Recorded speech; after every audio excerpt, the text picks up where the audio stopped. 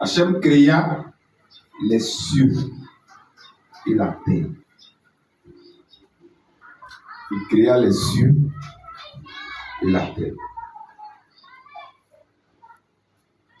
Alléluia. Amen. Il créa les cieux et la terre. Quand vous priez souvent, ou bien quand vous parlez souvent, on dit cherche premièrement. Et puis après,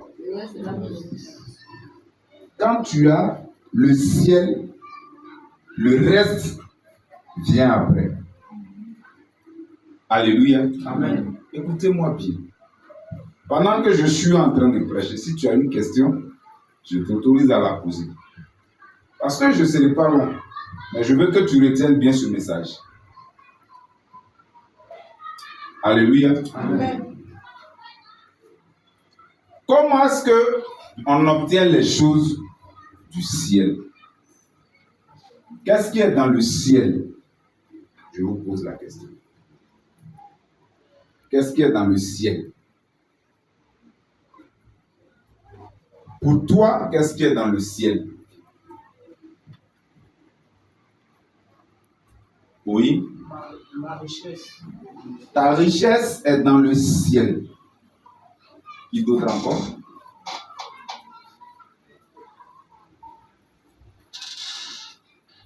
Vous les filmer aussi. C'est bon. Oui. Ton succès est dans le ciel. Quoi d'autre? Oui. Ta réussite est dans le ciel. Et vous autres? Vous êtes dans la tombe? Dans mon motivation. Je suis en train de prêcher avec vous, c'est un privilège. Oui? Ton élévation est dans le ciel. Mon mariage est dans le ciel. Ton mariage est dans le ciel. Pourquoi? Oui. Mon voyage dans le ciel. Pourquoi? Oui. Les enfants sont dans le ciel. Parce que tout simplement, ce que nous recherchons, nous l'obtenons avec ce Dieu-là qui se trouve tout là-haut. Alléluia. Amen. Et c'est de là-bas il enlève pour pouvoir nous donner. Mais il y a une condition. Alléluia. Amen. Il y a une condition. Et cette condition, nous l'avons lue dans Psaume 127, verset 1. Chose que je voudrais qu'on me relise. Pour remémorer un peu.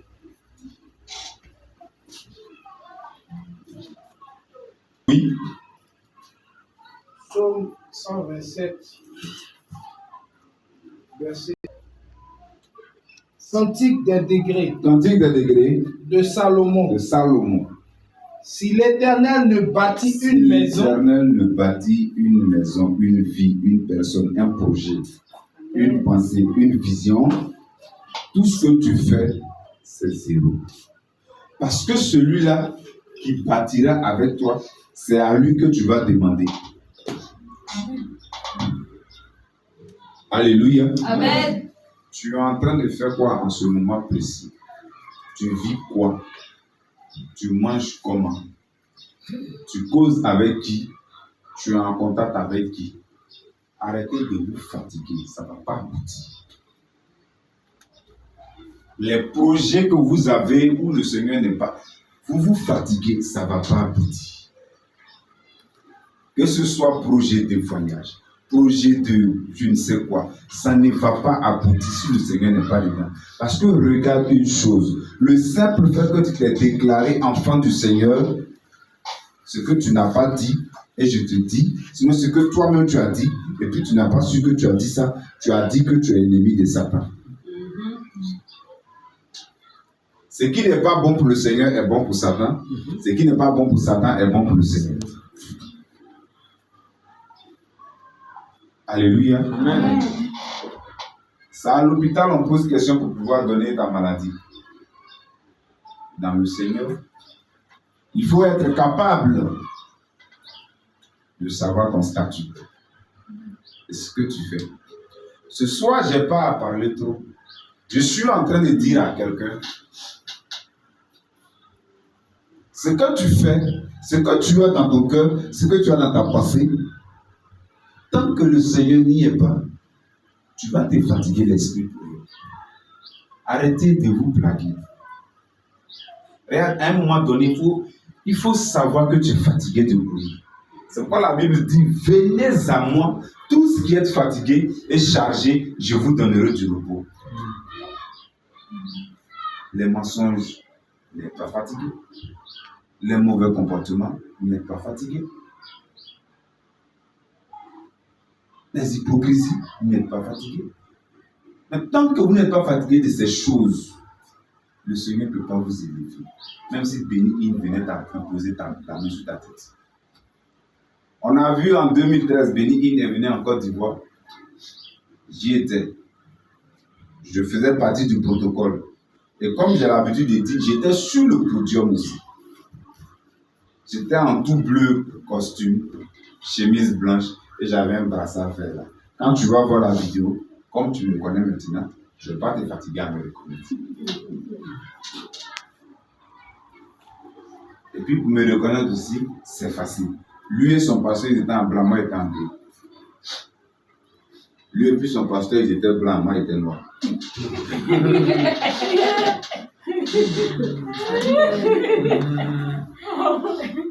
Ouais. Alléluia. Amen. Béni le pape de l'évangile. Dans l'histoire de ma vie, j'ai été sur le même podium avec lui. Au moins, ça, l'histoire est connaissable. Amen. Amen. Alléluia. Amen.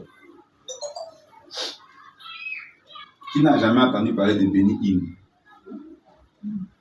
Béni Qui a déjà entendu parler de Béni Ils ont parlé de lui en bien ou bien en mal. Hein? On a parlé de lui comme un homme extraordinaire, non? Comme un extraterrestre de l'évangile. J'étais sur le même podium avec lui. Amen. Oui. Ah oui. Aujourd'hui, on a à l'aide d'un titre. Maintenant, on ne ment plus à quelqu'un. Et puis, quand tu parles là, tu ne fais plus d'efforts. Quand tu sais que c'est vrai. Amen. Alléluia. Amen. Mais là n'est pas mon message. Pourquoi est-ce que j'ai parlé de Béni? Parce que quand on parle de Béni, on parle du pape de l'évangile, on parle de l'homme des miracles, on parle de Béni est venu en Côte d'Ivoire, à l'INGS. Il y a des miracles qui n'ont pas eu lieu. Oui. Il y a des miracles qui n'ont pas eu lieu. Parce que même le Seigneur que nous adorons, il dit, va, ta foi t'a sauvé. Cette foi qui dit que à 100%, tu croyais à ta guérison. Alléluia. Amen. Où vous êtes là, si quelqu'un croit à 100% à sa bénédiction, il va arrêter de mentir. Amen. Alléluia. Amen. Et je vous ai dit la dernière fois, le totem de la sorcellerie, c'est le mensonge. Depuis, j'ai dit ça, qui a arrêté de mentir? Tu as arrêté de mentir. Qui a arrêté de mentir depuis j'ai dit ça? Celui qui lève la main, je vais dire oui, il a menti.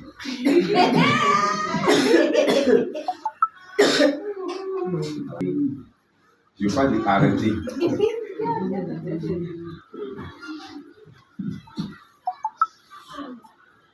Parce que là, je suis arrêté là le soir.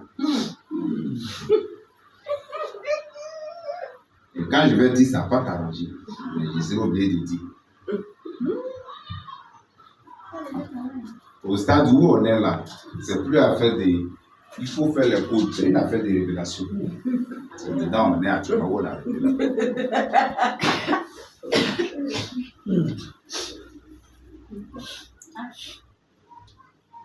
Dans les années 2014, 15, 16, 13, des gens me baptisaient prophète et disaient je ne suis pas prophète. Ah, j'ai donc compris que quand tu fais les révélations, c'est que tu es prophète.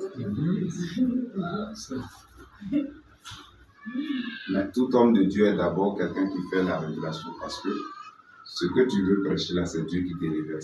Amen. Pour nous, fondateurs des missions, c'est Dieu qui nous révèle la mission avant de la mettre sur pied. Alléluia. Amen.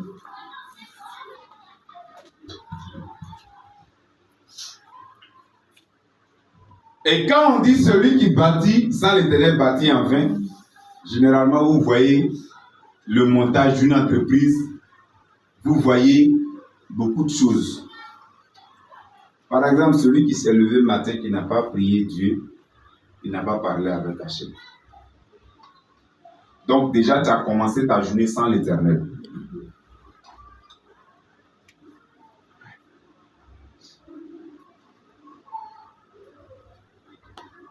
Tu as commencé la journée sans l'Éternel.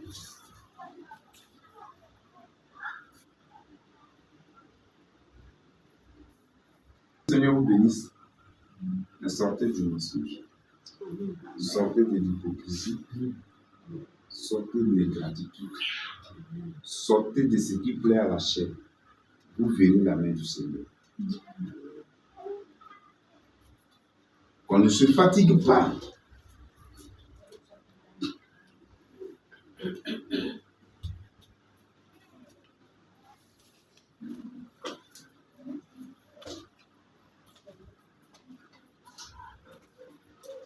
Alléluia. Amen.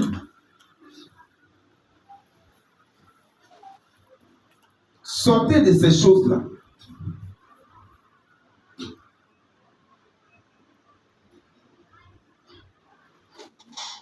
Soyez vrai avec vous-même. Tu as fait ça, oui, j'ai fait. Oh, tu n'as pas fait. Il faut être capable de penser bien pour l'autre.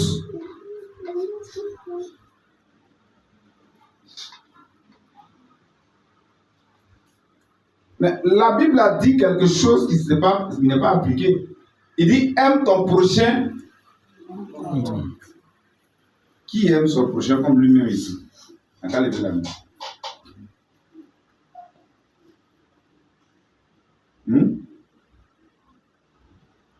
C'est important. Il faut même que tu sois capable d'aimer l'autre même plus que toi parce que, regardez, celui qu'on suit, lui, il a abandonné sa vie à la croix pour toi et moi.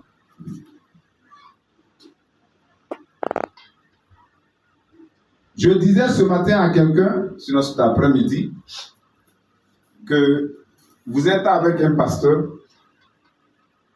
vous êtes là, il fait ses dépenses. Vous n'êtes pas là, il fait ses dépenses. Mais quand ce pasteur court après toi pour que tu puisses être converti, en fait, c'est pour ton bien.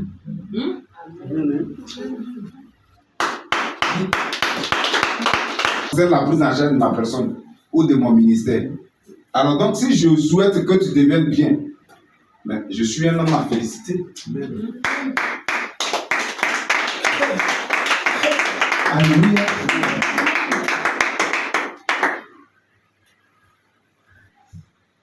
Et moi, nous savons que dans cette affaire où nous sommes là,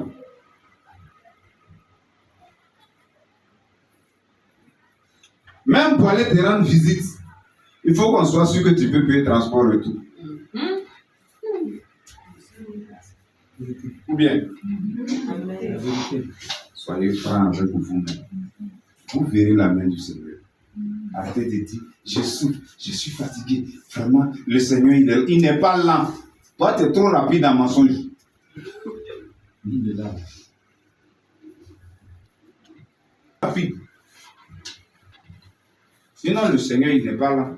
Rapide.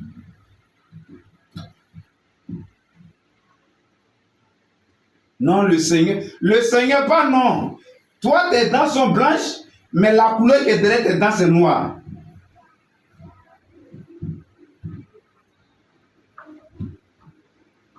Arrêtez ça, mais c'est pour vous-même que je parle.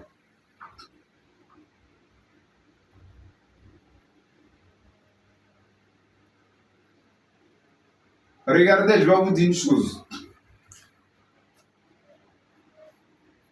Quand nous avons lu Osée 4:6, la Bible dit quoi? Mon peuple est détruit faute de connaissance, n'est-ce pas? Quand tu es derrière un Dieu, je parle de façon générale, et puis maintenant en particulier, je vais dire quand tu es avec Hachem. Tu fais tes recherches. Alléluia. Amen. Non pas dans le sens du doute, mais dans le sens de connaître plus ce Dieu que tu suis. Alléluia. Amen. Parce que tout compte fait, si tu es avec un Dieu, les autres dieux sont déjà jaloux. Donc le même Dieu avec qui tu es, au lieu de le connaître mieux, tu doutes de lui. En te temps dehors, les autres dieux sont jaloux de toi. Et ils t'attendent pour t'en sauver. Donc le fait même que le Dieu que tu suis ne cherche pas à le connaître, eux ça les arrange. Parce que le Dieu que tu suis, s'il est puissant et que tu ne cherches pas à le connaître, c'est que tu es dans l'ignorance. Eux ça les arrange. Qui paie?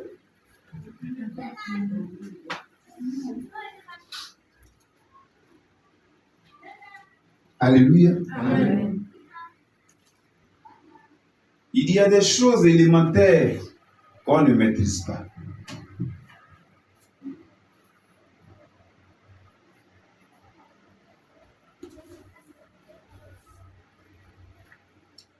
Par exemple, la prière matinale. Si je dis combien sont ceux qui font la prière matinale, je ne verrai pas des mains en l'air. Parce que prière, tu as fait lundi, puis tu ne fais pas mercredi là. C'est pas prière, tu fais.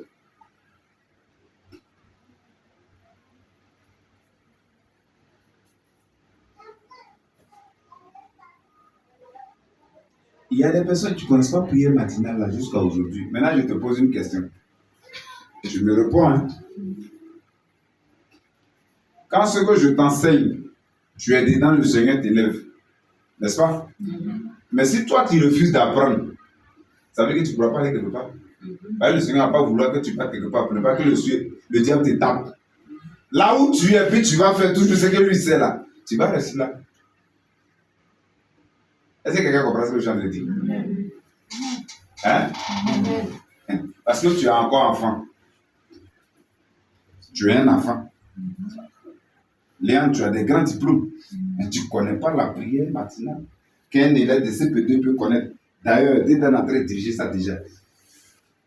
Mais Dieu ne va jamais te permettre de quitter la derrière. C'est là que tu peux t'arrêter pour faire la prière. Puisque toi, tu ne connais pas, tu ne pourras pas aller faire ça ailleurs. Or, le Seigneur a déjà pris ton cœur. Il sait que ce que tu ne sais pas, quand tu vas aller quelque part, ils vont te taper. Du coup, même si tu ne cherches pas la femme de pasteur Honoré, Dieu ne peut pas te libérer aussi. Parce que tu ne connais rien. Tu es encore un enfant. La Bible dit, un enfant ne diffère rien d'un esclave. Un enfant ne diffère rien d'un esclave. Et la même Bible dit qu'on ne donne pas des aliments solides à un enfant. Alléluia. Amen. Quand la guerre est déclarée dans un pays, c'est en groupe, on s'en va. Mais chacun dans son quartier, dans son voisinage, a sa petite guerre qui livre chaque jour. N'est-ce pas? Ceux avec qui tu as marché ne viendront pas avec toi pour livrer la guerre. Amen. Amen. Bon, toi tu dis, tu veux que Dieu t'élève. Mais toi, tu ne t'élèves pas. La Bible dit dévancer l'aurore. Ça veut dire quoi? Lève-toi avant l'aurore. N'est-ce pas? Il dit dévancer l'aurore. L'aurore arrive, et puis toi-même, l'aurore t'a dévancé. Jusqu'à l'aurore te réveille. Mais tu as déjà perdu le combat le plus important dans la guerre. C'est sûr que tu as perdu la guerre. Quand on vous dit que le diable va marcher sur toi, vous pensez qu'il va t'amener dans la prostitution forcément? Non. Mais quand tu ne peux pas avoir la force d'être dans sa présence, il marche sur toi. Ah, c'est un des éléments parce qu'il est tellement fondamental.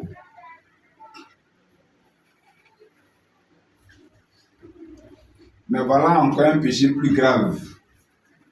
Quand pasteur Honoré pose un acte parce que son père spirituel n'est pas là, c'est une insulte au Seigneur. Tu es en train de dire au Seigneur qu'il est aveugle. Parce que celui que tu appelles ton père spirituel là, ce n'est pas lui qui est le Dieu. Mais il y a un esprit qui est en lui qui est Dieu. Et c'est cet esprit-là qui l'incarne. Donc quand tu dis c'est parce qu'il n'est pas là, tu peux être poli avec quelqu'un, ça veut dire que tu es en train de dire que Dieu il est aveugle. Tu le compares à qui? À une statue. Alléluia. Amen.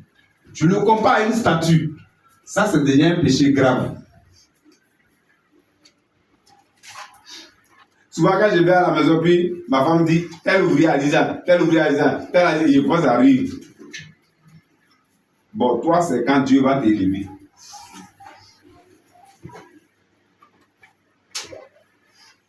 La femme de Dieu, elle existe.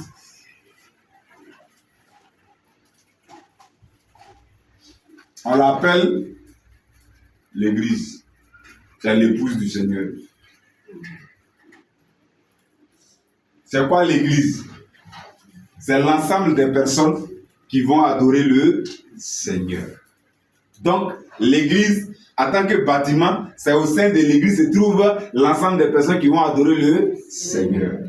Donc, par révélation, si le peuple de Dieu était sage, il doit savoir qu'il doit se trouver dans le sein de la femme de leur guide spirituel.